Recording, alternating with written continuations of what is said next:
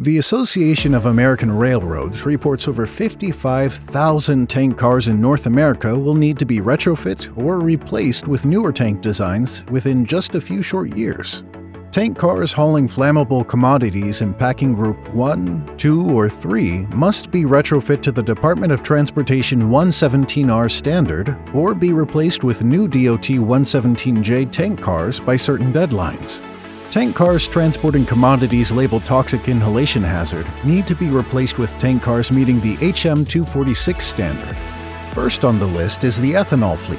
Both jacketed and non-jacketed DOT 111s in ethanol service must be retrofit to a DOT 117R or replaced with a new DOT 117J tank car as of May 1, 2023.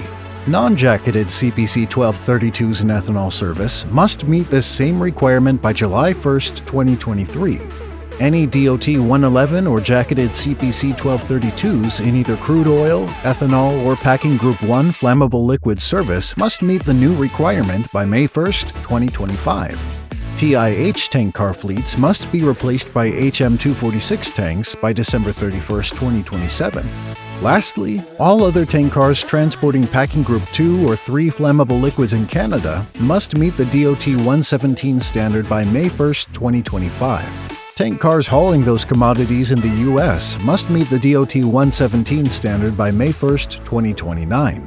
The Greenbrier companies have engineered innovative safety enhancements since these regulations first began. We've built over 125,000 tank cars, and we have the industry's best service and maintenance team. While some of these tank car deadlines may seem far off in the distant future, the time to act is now, as availability will fill up. Secure your tank car production space with GBX today to position your business for a successful future.